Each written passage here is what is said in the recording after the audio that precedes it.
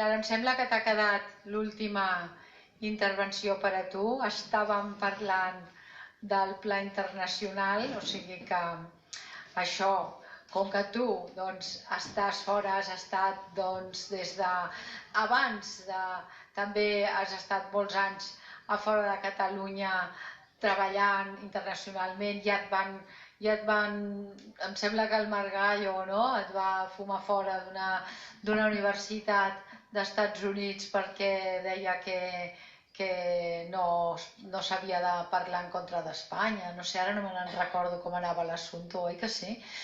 Bueno, total, que a mi em sembla que tu des d'aquest pla internacional sí que podries, i perquè ho estàs vivint més al Parlament Europeu, de donar-nos la teva, com ho veus, de cara a si esperem que hi hagi un proper envit d'independència, una altra vegada que nosaltres reclamem aquesta independència que vam proclamar, i que vam proclamar, la resposta actual d'Europa, si et sembla que aniria pel mateix camí o que hi ha algunes coses que han variat amb aquests anys, que han passat 5 anys. Què opines? Bueno, a veure, em sentiu bé? Sí, perfectament. No ens hem de deixar enganyar per l'argument aquest que diu que un dels problemes que vam tenir l'octubre del 17 és que els suports internacionals no hi eren. Això és una enganyifa, com tantes altres. Els suports internacionals es creen quan el país que s'ha independitzat demostra que existeix i que està disposat a seguir existint. Abans ningú et soluciona el problema. Per tant, és evident que les activitats que puguin fer els catalans expatriats explicant la nostra causa i donant a conèixer els abusos de l'estat espanyol, etc., són una feina molt important i que s'ha de seguir fent i no hem de defallir per aquí tampoc, però el nostre problema l'octubre del 17 no era que en aquest front encara no havíem convençut de la comunitat internacional de que ja teníem dret a ser un país. La comunitat internacional no està mai convençuda de que hi ha dret a ser de que li convingui que hi hagi un país nou. Mai ho està convençuda. Quan troba que hi ha un país nou que existeix i que es defensa, aleshores es va adaptant al fet que hi ha un país nou. Per tant, aquí tots els arguments aquests que ens diuen no és que hem de dialogar amb Espanya perquè això és el que ens demana la comunitat internacional, és una mentida podrida. La comunitat internacional és possible que estigui molt còmode amb l'estatus quo i que digui, a mi també m'ho diuen segons el Parlament Europeu, no, el que heu de fer és posar-vos d'acord. Per què? Perquè ells prefereixen que no siguem independents, ells prefereixen estalviar-se un problema, però la nostra causa és causar-nos un problema. I per tant, fins que no causem un problema, la comunitat internacional està molt més còmoda sense preocupar-se. I és evident que el que ha passat, que la jugada de Pedro Sánchez és convèncer la comunitat internacional que ell ja això ja ho ha arreglat. I de moment, l'apariència és que això ja està arreglat. I per tant, fins que no torni a haver-hi una situació realment de mobilització i de presa del poder, la comunitat internacional no mourà ni un dit.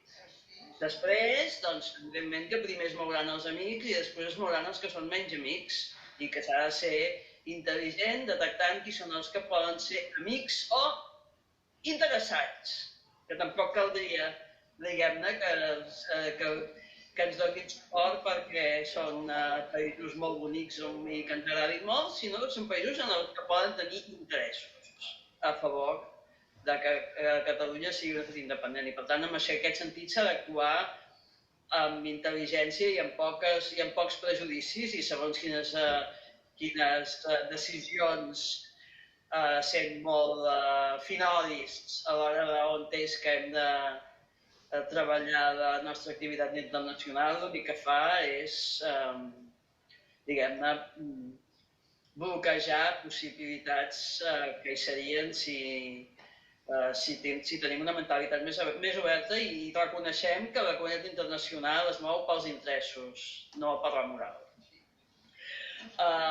Bé, dit això, el que és important perquè la comunitat internacional torni a estar atenta és que a l'interior passin coses i que a l'interior passin coses que siguin molt visibles i que les mobilitzacions a l'estat espanyol li costin, li generin costos. I què li genera costos a l'estat espanyol?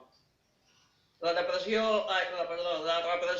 de baixa intensitat? No, la repressió d'alta intensitat. Per tant, fins que no entenguem que les mobilitzacions han de generar costos per l'estat espanyol, però esclar, com es generen costos per l'estat espanyol? Doncs estan nosaltres disposats a pagar els costos. Repasseu la història dels moviments de drets civils o dels moviments per la independència. El primer entrenament que ha de fer un lluitador per la independència és la disponibilitat al sacrifici.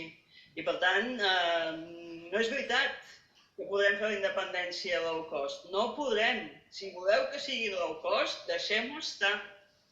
No és low cost. Per tant, pretendre que això es farà sense que hi hagi molta més gent que hagi de passar per la presó, que hi hagi molta més gent que hagi de patir l'exili, ho sento. Jo estic convençuda que no, que això no és possible. I per això, que Espanya ara hagi fet una reforma, o estigui fent, encara no l'ha fet, ja veurem com s'acaba, del seu codi penal per quedar bé i per facilitar la repressió, molt bé, és evident que això no és cap bona notícia de primer ordre, però penseu-vos-ho en termes de clau de judo, que se'ls hi torna en contra. Desgraciadament, si realment creiem que volem revertir i recuperar el combat per la independència, això només serà possible si torna a haver gent que pateix la repressió de forma molt clara i costosa. Si no, no. Si ja hem demostrat una vegada que en els presos polítics ens han enfonsat el moviment, que l'afany de que tornessin a casa ha acabat el moviment. Hem de ser capaços de, en la propera onada, que això no sigui un aturador pel moviment. Per tant, en el moment que tornem a tenir joves i gent que estiguin disposats, sí, doncs escolta, jo estic disposat a pagar el cost d'aquest combat. Fins que no tinguem això, perdoneu-me, ja podeu fer conferències. El moviment per la independència no es tornarà a recuperar. No es tornarà a recuperar. I aleshores, a veure, és una pregunta que ens l'hem de fer. Què estem disposats a perdre? Cada un de nosaltres. No cal que tothom hi perdi tot. Però hi ha d'haver molta gent disposada a perdre bastant. I això, amics, no se soluciona amb xerrades i amb conferències. Se soluciona amb organització, se soluciona amb enteniment, i se soluciona amb presa de consciència. Presa de consciència. Repassem la història dels moviments d'alliberament. Repassem-la. Jo no ho sé si els joves que estaven a la Jonquera estaven disposats a més i els hi vam estroncar les ganes. Em temo que sí, però encara hi són. El que hem de fer és acceptar que això no serà fàcil i tornar-nos-hi a posar. Moltes gràcies.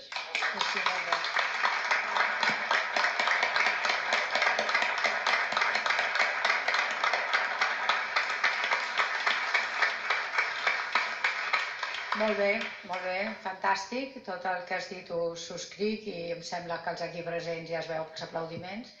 Ara, de tota manera, vull destacar una cosa, Acabem com hem començat, una mica. La següent vegada no ens tornaran a enviar a casa. És el mateix que hem dit al principi. Per què aquests joves, tu dius els joves, i els que no són joves, per què els que van anar a la Jonquera, joves o no tan joves, etc., van tornar a casa? Doncs perquè ens ho van demanar. Per què ens en vam anar de la Conselleria d'Economia? Perquè ens ho van demanar. Perquè ens van dir marxeu. Jo quan vaig arribar a la Conselleria d'Economia aquell dia vaig pensar, ostres, no havia vist mai una cosa així. Aquests joves enfilats en allà als cotxes de la Guàrdia Civil dient esta noche os vais sin coche. Bueno, jo em vaig impressionar moltíssim, moltíssim. I conye, després tu tots a casa. Bueno, doncs la propera vegada, Clara, jo em sembla que aquesta... Perquè hi hagi propera vegada. Perquè hi hagi propera vegada, doncs hem de tenir aquesta consciència. No, han de passar moltes coses. I primer hi ha d'haver una mobilització altament costosa abans que hi sigui aquesta propera vegada, perquè el lideratge de la propera vegada no serà tan fàcil i tan còmode com ho va ser. Com el que va dirigir el 17 l'estiu i la tardor del 17. El lideratge que es posi al davant de la propera vegada, si és que arriba a existir la propera vegada, ha de ser un lideratge molt diferent i que ha de tenir un caràcter molt més clarament revolucionari i clarament la pretensió de que les coses es fan sense atacar-se, ja és difícil que convencem a ningú de que això es podrà fer. I per tant, i per altra part, jo crec que hi ha una part de la població dels catalans que ja els anava bé la independència indolora i que ara potser no estan disposats a la independència amb dolor. I això també ho hem de respectar i s'ha de mesurar. I per això jo penso que les coses no són tan senzilles com que ara mobilitzem-nos, que ho tornarem a posar i això ho tornarem a engegar. No, o sigui, hem sofert una derrota històrica, ens està costant molt acceptar que hem sofert una derrota històrica i hem de fer, o sigui, realment el moviment independentista necessita fer una substitució, necessita un directorat, necessita una elit, i aquesta elit ara mateix no existeix. No existeix. Hi ha gent amb grans capacitats a Catalunya, és un país amb grans recursos humans, però que ara mateix no estan ni coordinats, ni organitzats, ni posats en aquesta feina. I això no es fa en un dia, especialment no es fa quan encara hi ha les peces de la sessió, de l'embat anterior, que encara estan jugant i encara estan actuant i encara volen seguir al davant del moviment independentista per aturar-ho o per reorientar-ho o per manipular-ho, però encara hi són totes. Totes. I per tant, em sap greu plantejar-ho en aquests termes, però realment jo crec que hi ha d'haver una substitució que requereix una generació de recursos humans que no s'està veient i que no s'arregla fent xerrades i conferències. No s'arregla fent xerrades i conferències, s'arregla organitzant, sent conscients que això és una guerra i per tant requereix fer molta activitat que no es pot fer per videoconferència, per entendre'ns. Ja. I bé, les grans trobades en el Palau Sant Jordi i aquestes coses, evidentment que són una cosa que és útil, però a darrere hi ha d'haver una activitat que ara mateix no està fent ningú. Farem, gràcies.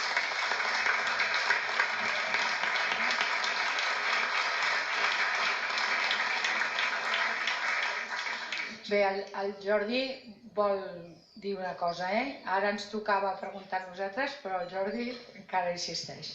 Bé, volia afegir que, a part que subscric tot el que ha dit ara la Clara Ponsatí, jo vaig ser d'aquelles persones que m'he passat anys de la meva vida, i dic anys, anant a les presons a reclamar la llibertat dels nostres presos polítics i el retorn de l'exili. No me n'empenedeixo, però us asseguro que ara, amb la que ens ve i cap on hem d'anar, mai més portaré un llaç groc. Portaré una bandera negra i no aniré a les presons. Aniré a les places i carrers i davant dels governs i davant de totes les institucions que ens estiguin matxacant a dir que ja n'hi ha prou i si és necessari pagarem el preu que faci falta.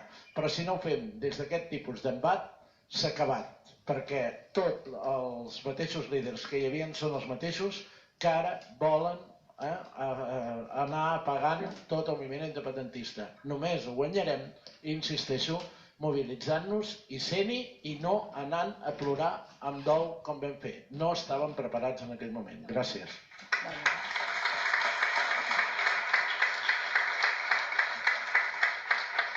I això